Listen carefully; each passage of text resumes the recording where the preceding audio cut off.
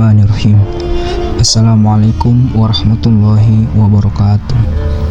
Sahabat cerita Islam yang dirahmati Allah, sejarah Islam adalah sejarah yang dipenuhi dengan peristiwa besar dan berpengaruh untuk peradaban manusia. Mungkin sebagian besar dari kita ada yang belum tahu tentang tokoh-tokoh besar yang berpengaruh dalam sejarah Islam yang hidup di zaman Nabi Muhammad SAW ataupun setelahnya. Di video kali ini kami akan mengisahkan siapa tokoh-tokoh besar Islam tersebut. Tetapi sebelum lanjut, jangan lupa dukung channel ini dengan cara like, subscribe, dan tonton video ini sampai dengan selesai agar tidak tersesat. 10 tokoh besar dalam sejarah Islam sekaligus sahabat yang memperoleh jaminan masuk surga.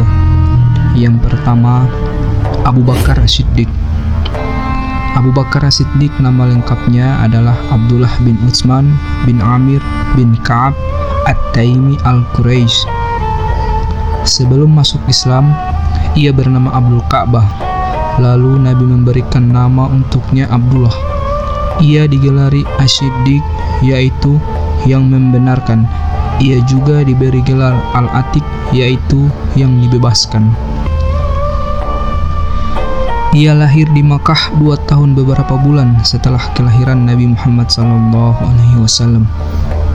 Ciri-cirinya berkulit putih, kurus, matanya cekung, badannya bungkuk, rambutnya lebat. Seorang laki-laki tua dari suku Al-Adzyaman pernah menyampaikan kepada Abu Bakar berita tentang dekatnya waktu akan diutus Nabi akhir zaman. Abu Bakar adalah laki-laki pertama yang beriman kepada Nabi Muhammad SAW. Tentang keislamannya, Nabi berkata, "Tidak kuajak seorang pun masuk Islam, melainkan dia ragu dan bimbang, kecuali Abu Bakar. Ia tidak ragu dan bimbang ketika kusampaikan kepadanya." Hadits riwayat Ibnu Ishaq. Abu Bakar adalah salah satu di antara 10 sahabat yang memperoleh jaminan masuk surga. Ia pernah membebaskan 7 orang budak dan mereka semua disiksa karena memperjuangkan Islam. Ia tidak pernah absen mengikuti peperangan bersama Nabi. Putrinya Aisyah, Ummul Mukminin, adalah wanita yang paling dicintai oleh Nabi Muhammad SAW. Abu Bakar adalah amir yang pertama kali haji dalam Islam dan orang yang pertama menjadi imam sholat setelah Nabi Muhammad SAW wafat. Pada tahun 11 Hijriah, kaum muslimin memilihnya menjadi pengganti pertama Nabi Muhammad sebagai khalifah. Ia menjabat sebagai khalifah selama 2 tahun 3 bulan. Pada masanya, ia berhasil mengumpulkan Al-Quran, memerangi orang-orang murtad, dan orang-orang enggan membayar zakat. Abu Bakar meninggal tahun 12 Hijriah dalam usia 63 tahun, persis seperti usia Nabi saat meninggal. Jasadnya dimakamkan di samping makam Nabi di kamar Aisyah. Sebelum meninggal, ia menunjuk Umar sebagai khalifah yang menggantikannya. Umar bin Khattab.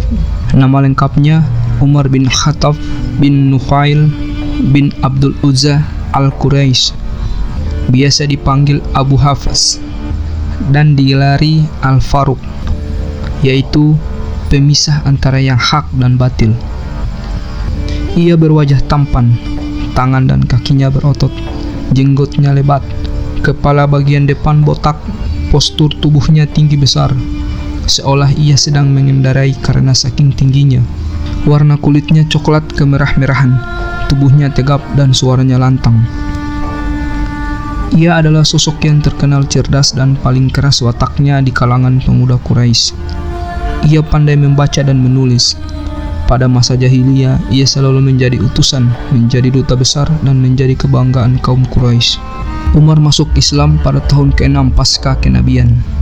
Ia berada di urutan ke-40 dari orang-orang yang mula-mula masuk Islam. Keislaman Umar merupakan bukti dari kecintaan Allah dan pemuliaannya terhadap Umar, di mana Allah mengabulkan doa Rasulnya Ya Allah, kuatkanlah Islam dengan salah satu dari kedua orang yang paling engkau cintai, dengan Abu Jahal atau Umar bin Khattab. Hadis riwayat At-Tirmizi. Tentang Umar, Nabi mengatakan, sesungguhnya Allah menjadikan kebenaran pada lidah dan hati Umar. Hadis riwayat At-Tirmizi. Nabi juga pernah mengatakan, sesungguhnya pada umat-umat sebelum kalian ada orang-orang tertentu yang menjadi juru bicara, dan jika hal itu adalah pada umatku, niscaya ia adalah Umar bin Khattab. Hadis riwayat Al-Bukhari. Ia tidak pernah absen mengikuti semua peperangan bersama Rasulullah. Suatu hari, ia bersama beliau di puncak Gunung Uhud.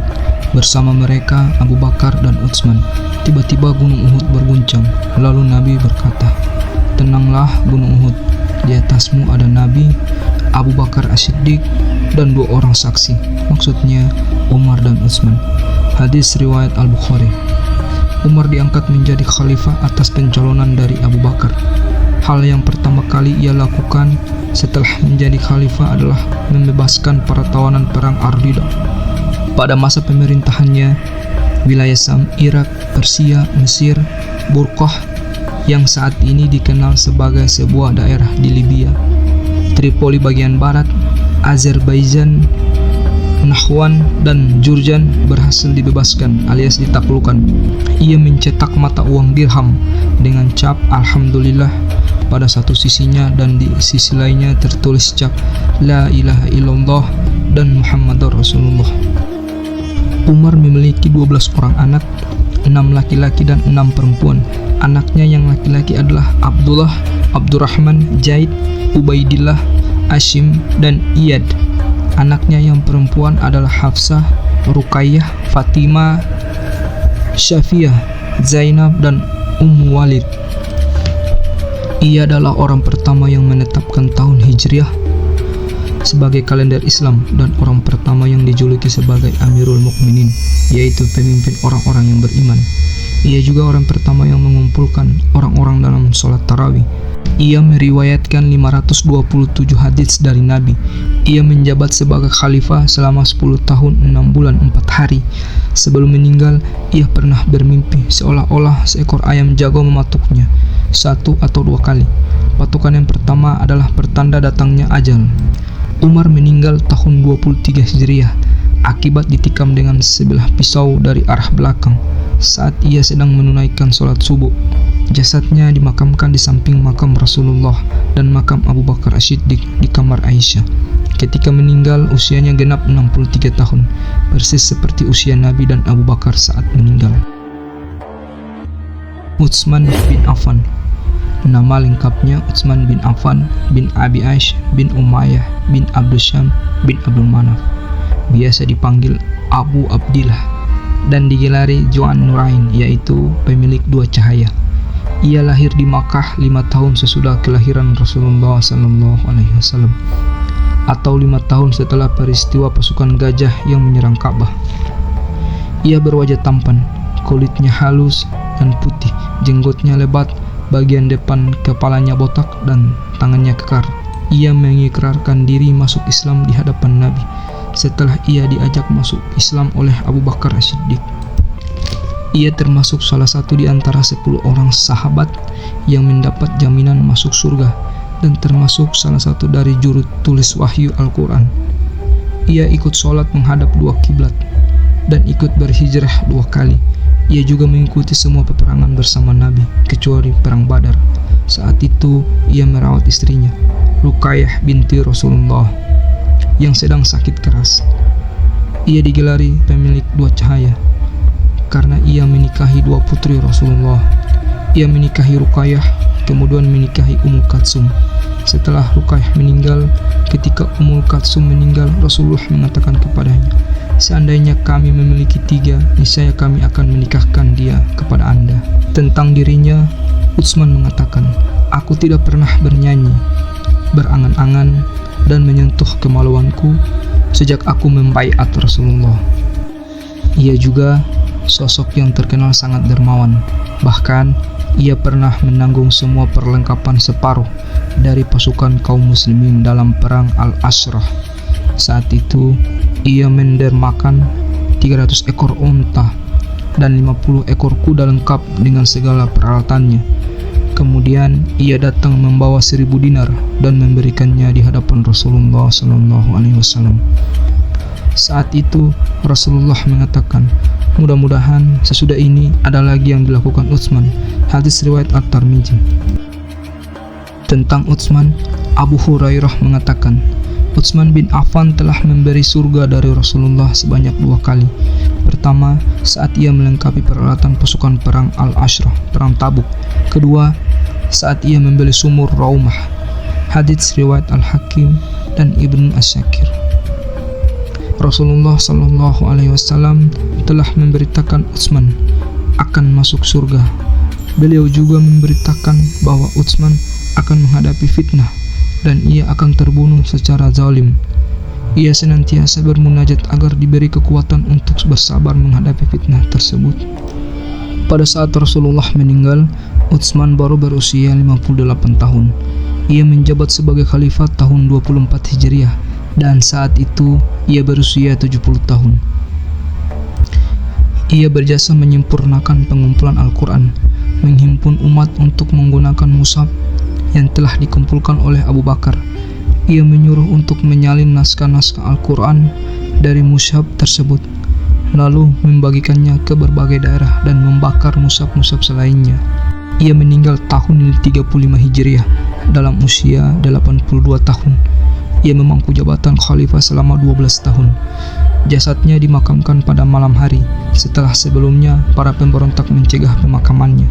Jasadnya dimakamkan di pekuburan Baqi, di atas lahan yang dibelinya sendiri.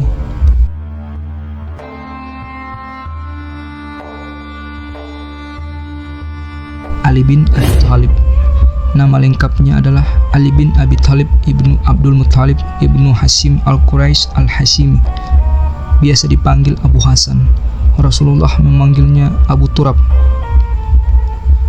Ia lahir di Mekah 32 tahun setelah kelahiran Rasulullah atau 10 tahun sebelum Bitsah, pengangkatan sebagai Rasul. Ali adalah putra paman Nabi. Ia berwajah tampan, warna kulitnya coklat, kepala bagian depannya botak, matanya lebar dan kedua bola matanya sangat hitam. Bahunya lebar, kedua tangannya kekar, badannya gemuk, tidak terlalu tinggi dan tidak terlalu pendek, dan murah senyum. Ia adalah orang pertama yang mengorbankan dirinya demi memperjuangkan agama Islam. Pada malam hijrah, Rasulullah menugasinya untuk tidur di tempat tidur beliau. Ia ditugaskan Nabi untuk mengembalikan barang-barang kepada orang musyrik pada pagi harinya. Ia mengikuti semua peperangan bersama Rasulullah, kecuali perang Tabuk. Saat itu, Nabi menugasinya untuk menggantikan beliau di Madinah. Kemudian, orang-orang munafik mengejeknya. Lalu ia menghadap Nabi sambil berkata, "Wahai Rasulullah, apakah aku juga ditugaskan untuk menjaga kaum wanita dan anak-anak?" Nabi menjawab, "Apakah kamu tidak rela kedudukanmu kepadaku bagaikan kedudukan Harun kepada Musa? Sayang sekali tidak ada lagi Nabi sesudahku." Hadis riwayat Muslim. Rasulullah menikahkan Ali dengan putri beliau, Fatimah, pada tahun 2 Hijriah. Ali tidak menikah dengan wanita lain sampai Fatimah meninggal. Ia memiliki 29 anak, 14 laki-laki dan 15 perempuan. Di antara anak laki-lakinya adalah Hasan dan Husain.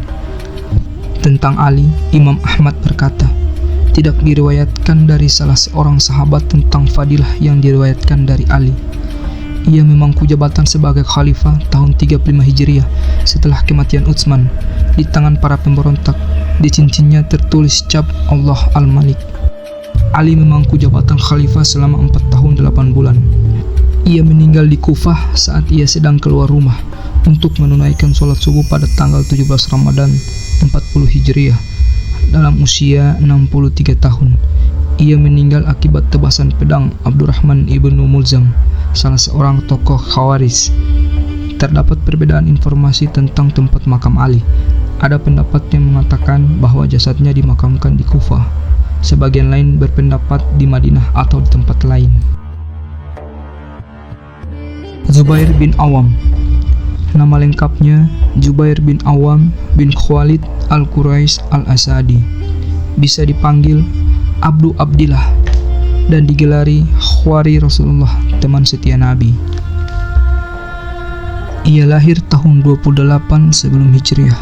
Ia berpostur tubuh tinggi, jenggotnya tipis dan warna kulitnya coklat. Nasabnya bertemu dengan Nabi pada bibinya, Khadijah binti Khuwailid. Ia adalah orang pertama yang menghunus pedangnya setelah mendapat berita bahwa Nabi terbunuh dalam perang Uhud. Ia termasuk salah satu di antara 10 orang sahabat yang diberitakan Rasulullah masuk surga. Tentang Zubair, Rasulullah mengatakan, Talhah dan Zubair, keduanya adalah tetanggaku di surga. Hadits riwayat At-Tirmizi. Ia termasuk sahabat Nabi yang kaya raya dan berprofesi sebagai pedagang. Ia meninggalkan harta senilai 40 juta dirham. Ia tidak pernah absen mengikuti semua peperangan bersama Nabi. Ia tidak pernah menjabat sebagai gubernur. Ia hanya pernah menjabat sebagai panglima perang di jalan Allah.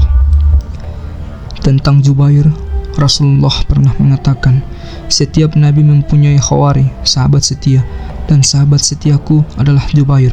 Hadits riwayat Al-Bukhari. Ia meriwayatkan 38 hadis dari Nabi. Di antaranya, Abdullah bin Zubair berkata, aku pernah mengatakan kepada ayahku Zubair, aku tidak mendengar ayah meriwayatkan hadis dari Nabi sebagaimana yang dilakukan oleh sahabat lain. Zubair menjawab, aku adalah sahabat yang selalu menyertai Nabi, dan aku pernah mendengar beliau bersabda, siapa yang berdusta atas namaku dengan sengaja, maka hendaklah ia menyiapkan tempatnya di neraka. Hadis riwayat Al-Bukhari. Setelah menarik diri dari perang Al-Jamal, Amir ibnu Jurmus membuntutinya, lalu membunuhnya pada saat Zubair sedang sholat. Kejadian ini terjadi pada tahun 36 Hijriah. Sa'ad bin Abi Waqqas. Nama lengkapnya Sa'ad bin Malik ibnu Ohaib ibnu Abdul Manaf al-Zufri, biasa dipanggil Abu Ishaq, dan digelari Faris al-Islam. Ia dilahirkan di Mekah tahun 23 sebelum hijrah. Ia bertubuh pendek, perutnya besar, lehernya panjang, jari-jari tangannya keras, dan rambutnya keriting. Ia adalah paman Rasulullah dari pihak ibu. Ia termasuk orang yang mula-mula masuk Islam, dan saat itu ia baru berusia 17 tahun.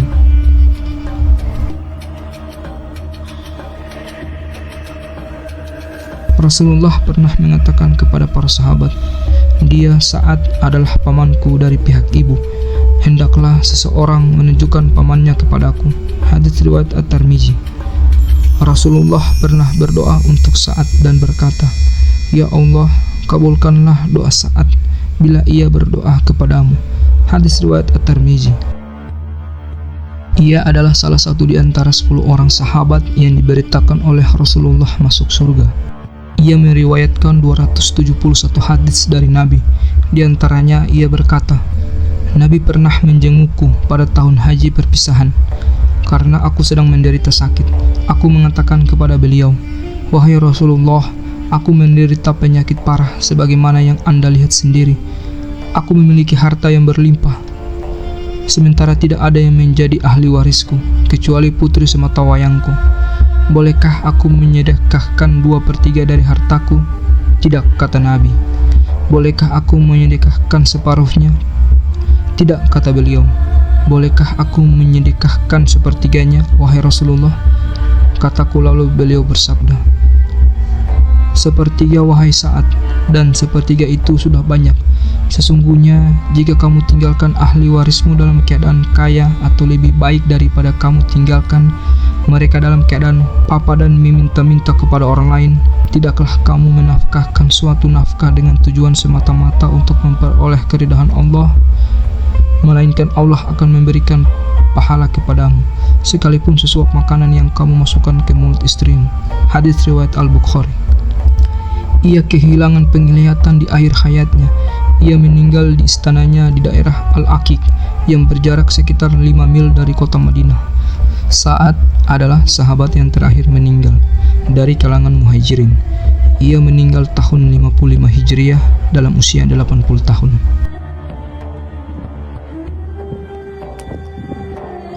Abu Ubaidah bin Al-Jarrah. Nama lengkapnya Amir bin Abdullah bin Al-Jarrah bin Hilal Al-Fari Al-Quraisy, biasa dipanggil Abu Ubaidah dan digelari Amin Al-Ummah dan Amir Al-Umarah. Ia dilahirkan 30 tahun sebelum kenabian. Ia berpostur tubuh tinggi, kurus, jenggotnya tipis, hatinya lembut dan rendah hati.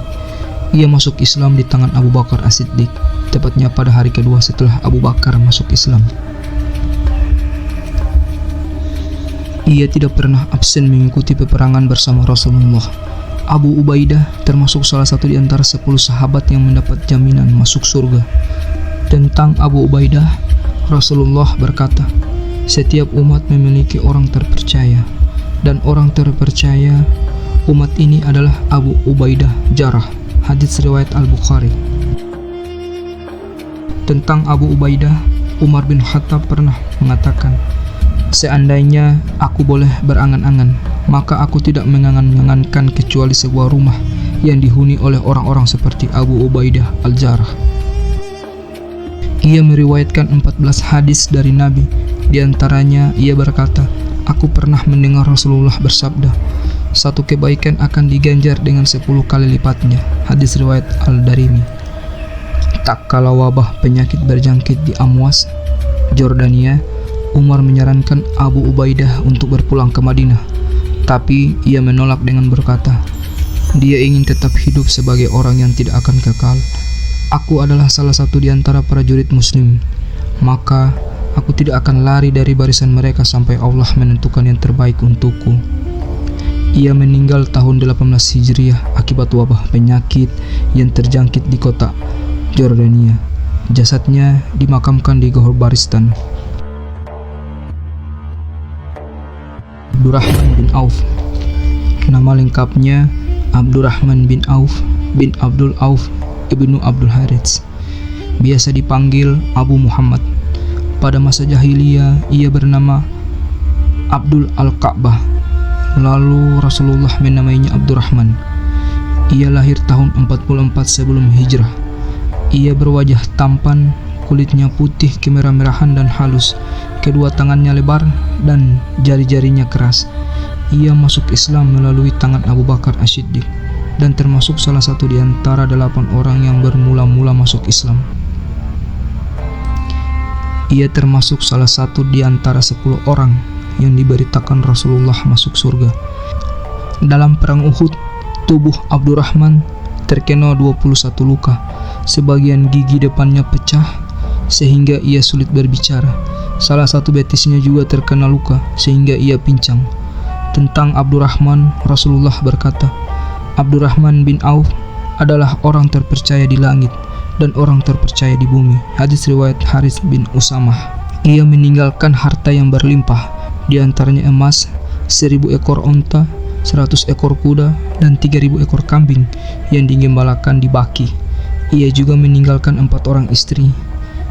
Ia meriwayatkan 65 hadis dari Nabi, di antaranya Nabi bersabda, "Sesungguhnya Allah dan para malaikatnya bersolawat kepada jemaah yang berada di saf pertama." Hadis riwayat Ibnu Majah.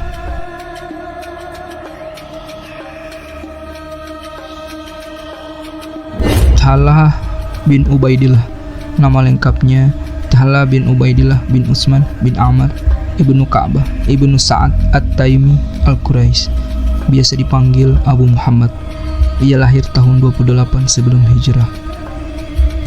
Ia berwajah tampan, rambutnya lebat, kulitnya putih kemerah-merahan, dada dan kedua bahunya lebar, postur tubuhnya pendek, dan kedua kakinya besar. Ia termasuk salah satu di antara 10 orang sahabat yang diberitakan Nabi masuk surga. Tentang Talha, Rasulullah mengatakan, "Talha dan Jubair, keduanya adalah tetanggaku di surga." Hadis riwayat At-Tirmizi. Beliau juga mengatakan, "Siapa yang ingin melihat seorang syahid berjalan di muka bumi, hendaklah ia melihat Talha ibnu Ubaidillah." Hadis riwayat At-Tirmizi. Ia meriwayatkan 38 hadis dari Nabi. Di antaranya ia berkata, jika Nabi melihat bulan sabit hilal, beliau berdoa, "Ya Allah, tampakkanlah bulan sabit kepada kami dengan berkat dan iman." dengan keselamatan dan Islam.